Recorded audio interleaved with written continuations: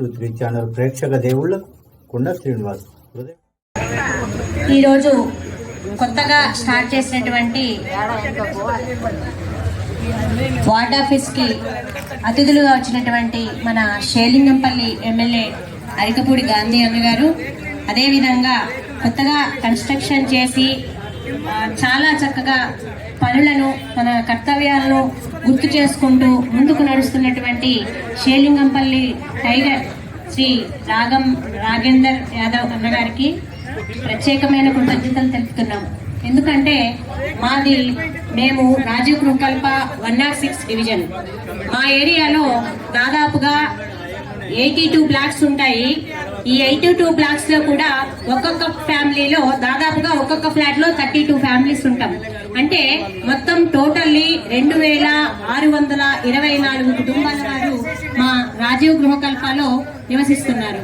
మాకు కావలసినటువంటి ఎన్నో సదుపాయాలు, ఒక గవర్నమెంట్ స్కూలు, మేము ఆ రోజున 8 మంది మెంబర్స్ తో స్టార్ట్ చేశాము. ఆ గవర్నమెంట్ స్కూల్ మొత్తాన్ని కూడా కన్స్ట్రక్షన్ చేసి ప్రత్యేకమైన ఇంగ్లీష్ విద్యా బోధనలో 1వ తరగతి నుంచి 5వ తరగతి వరకు 420 మంది విద్యార్థులు ఈ రోజు చాలా చక్కగా చదువుకుంటున్నారు. అక్కడ ఈ రోజున అంతమంది విద్యార్థులు ఎటువంటి ఫీజు లేకుండా బుక్స్ కొనడం కానివ్వండి, యూనిఫామ్స్ కొనడం కానివ్వండి, ఎటువంటి ఇబ్బంది లేకుండా వాళ్ళకి కావలసిన మంచి ఫుడ్ ను అందిస్తూ, వాళ్ళకి చక్కటి సౌకర్యాలను ఇస్తూ, చక్కటి విద్యని నేర్చుకోవడానికి కావలసిన అభివృద్ధిని చూపించినటువంటి, అక్కడ ఏర్పాటు చేసినటువంటి స్కూల్ ని మొదటి నుంచి ఇప్పటి వరకు చంటి పాపలా కాపాడుతూ ముందుకొచ్చినటువంటి నాగేందర్ యాదవ్ అన్నగారికి ప్రత్యేకమైన కృతజ్ఞతలు తెలియజేస్తున్నాం. ఫస్ట్ వాలంటీర్స్ ని పెట్టి ఆ స్కూల్ ని నడిపించడం జరిగింది. ఈ రోజున గవర్నమెంట్ స్టాఫ్ దాదాపుగా 10 నుంచి 12 మంది గవర్నమెంట్ స్టాఫ్ ని గవర్నమెంట్ వారు అలాట్ చేయడం జరిగింది. చాలా చక్కగా ఆంగ్ల విద్యా విధానంలో అక్కడ స్కూల్ రన్ అవుతోంది. నేను ఇలా చెప్పుకుంటూ పోతే మా ఏరియాలో చాలా మంది మధ్యతరగతి వారు, బడుగు బలహీన వర్గాల వారు ఎక్కువగా నివసిస్తారు. ఒక పెళ్లి చేసుకోవాలి అంటే ఒక మధ్యతరగతి కుటుంబం వాళ్ళు దాదాపుగా 1,00,000 నుంచి 2 లక్షల రూపాయలు వెచ్చించి ఒక ఫంక్షన్ హాల్ కి వెళ్లి అక్కడ అమౌంట్ కడితేనే మనం అక్కడ పెళ్లి చేసుకోవడానికి అవకాశం వస్తుంది.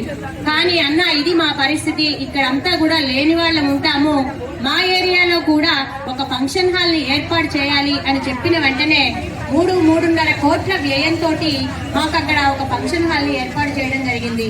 ఈ రోజు చాలా మంది పేదవారు అక్కడ చిన్న చిన్న ఫంక్షన్స్ నుంచి మ్యారేజెస్ వరకు చేసుకుంటున్నారు. ఇంకా మా కాలనీ గురించి చెప్పాలి అంటే చాలా మంది నిరుద్యోగ యువత ఉన్నారు. అదే విధంగా ఎటువంటి స్కిల్స్ నేర్చుకోలేని వాళ్ళు, ట్రైనింగ్ అమౌంట్ కట్టి నేర్చుకోని వాళ్ళు చాలా మంది ఉన్నారు. అటువంటిది మా ఏరియాలో సైన్స్ ఫౌండేషన్ ఒకటి ఏర్పాటు చేసి దాదాపుగా 6 నుంచి 7 రకాల విద్యలలో మంచి ప్రావీణ్యతని ఇస్తూ వాళ్ళకి చక్కటి ఉపాధి కలుగుతోంది. అంటే ఈ రోజు ఇదంతా కూడా నాగేందర్ యాదవ్ అన్నగారి పుణ్యమే అని మేము అనుకుంటున్నాం. ఇలా చెప్పుకుంటూ పోతే కాలనీకి సంబంధించినంత వరకు వాటర్ సమస్య చాలా ఎక్కువగా ఉండేది మాకు పూర్వ రోజుల్లో. ఇప్పుడు మేము ఒక కమిటీని ఏర్పాటు చేసుకోవడం, ఆ కమిటీ ద్వారా చాలా చక్కగా కాలనీకి కావాల్సినటువంటి వాటరు, ఎటువంటి సమస్య వచ్చినా కూడా అందరం కూర్చొని మాట్లాడుకొని వాటర్ కి ఎటువంటి ఇబ్బంది లేకుండా ఆ వాటర్ సమస్యను కూడా తీర్చుకున్నాం. కాలనీ డెవలప్మెంట్ లో భాగంగా యూజీడీ లైన్స్ కానివ్వండి, సీసీ రోడ్స్ కానివ్వండి, ఎక్కడ ఎటువంటి అవసరం ఉన్నా కూడా ముందంతా యూజీడీ లైన్స్ చేయించడం జరిగింది. ఒక టెంపుల్ అనగానే మాకు ఏర్పాటు చేయడం జరిగింది. ఆ రోజున అమౌంట్ ఇవ్వడం జరిగింది. మేము ఆ 30 నుంచి 50 వేల అమౌంట్ తో ఒక విగ్రహాన్ని తెచ్చి ఒక రేకుల షెడ్ లో ఏర్పాటు చేసుకున్నాం.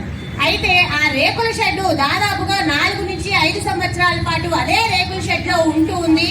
మేము అన్నగారిని రిక్వెస్ట్ చేయడం జరిగింది, అన్న ఈ రేకుల షెడ్ లో ఉన్న విగ్రహము వర్షం పడ్డా ఎండ పడ్డా చాలా ఇబ్బంది అయిపోతుందన్న, మాకు చాలా ఇబ్బందిగా ఉంది కాబట్టి మీరు కొంచెం మా టెంపుల్ ఏదైతే ఉందో ఆ టెంపుల్ ని కొంచెం కన్స్ట్రక్షన్ చేసి ఇవ్వండి అని అడిగిన వెంటనే 1,20,00,000 పైన బడ్జెట్ పెట్టి అమౌంట్ ను పెట్టి 3 టెంపుల్స్ ని మా కాలనీలో బ్లాక్ నంబర్ 82 ఎదురుగా ఉన్న ఖాళీ జాగాలో కన్స్ట్రక్షన్ చేయడం జరుగుతోంది. ఒకటి సాయిబాబా టెంపుల్ నిర్మించడం జరుగుతోంది, అదే విధంగా నాగమ్మ తల్లి టెంపుల్ ని నిర్మించడం జరుగుతోంది, మరియు మార్కండేయ స్వామి టెంపుల్ ను కూడా నిర్మించడం జరుగుతోంది. త్వరలో అంటే ఫిబ్రవరి 15వ తారీఖు తర్వాత ఆ విగ్రహ ప్రతిష్టలు కూడా జరుగుతాయని మేము చాలా గర్వంగా చెప్పుకుంటున్నాం. ఇటువంటి నాయకుడిని గనక ఎన్నుకుంటే ఎప్పుడైనా ఎక్కడైనా ఈ నాయకుడు ప్రజల్లో ఉండే మనిషి, ప్రజల సమస్యల్ని తెలుసుకొని వాళ్ళ సమస్యల్ని తీర్చే మనిషి కాబట్టి ఇటువంటి నాయకుడు ఎప్పుడూ ప్రజల్లో ఉంటే ప్రజలు బాగుంటారు. అన్నగారు మళ్ళీ ఎలక్షన్స్ ఉన్నాయి, ఖచ్చితంగా మేమందరం దాదాపుగా రాజీవ్ గృహకల్ప నుంచి 50 నుంచి 60 మంది లేడీస్ కానివ్వండి, జెంట్స్ కానివ్వండి కార్యకర్తలు ఉన్నాము. యుద్ధం చేసి మరి అన్నని చాలా చక్కగా గెలిపించుకొని మళ్ళీ ఎమ్మెల్యేగా నిలబడి అన్నని చూడాలనుంది. మేము అన్నని ఎమ్మెల్యేగా చూడాలని కోరుకుంటున్నాము. ఖచ్చితంగా చూసి తీరుతాము. ఇలాగా కాబట్టి ఎవరైతే పబ్లిక్ ఉన్నారో వాళ్ళని సమస్యల్ని తెలుసుకుంటూ నిత్యం ప్రజలతో ఉంటూ ప్రజలలో మమేకమై ఉండే నాయకుడు కావాలని మేము కోరుకుంటున్నాము. అన్నగారు నిండు నూరేళ్లు ఆయురారోగ్యాలతో అష్టైశ్వర్యాలతో ముందు కాలంలో ఇంకా చాలా పెద్ద పెద్ద పదవుల్ని అధిరోహిస్తూ అందరినీ చల్లగా రక్షిస్తూ కాపాడుతూ ముందుకు సాగాలని నేను కోరుకుంటూ ఇటువంటి అవకాశాన్ని ఇచ్చినటువంటి పెద్దవారందరికీ నమస్కారం. ఇక్కడ ఇప్పటి వరకు ఈ వార్డ్ ఆఫీస్ లో ఎటువంటి సమస్య వచ్చినా చిన్న సమస్యలు మా కాలనీ నుంచి మేము ఎవరిని పంపించినా చాలా చక్కగా రెస్పాండ్ అయ్యి ఆ సమస్యను తీరుస్తున్నారు.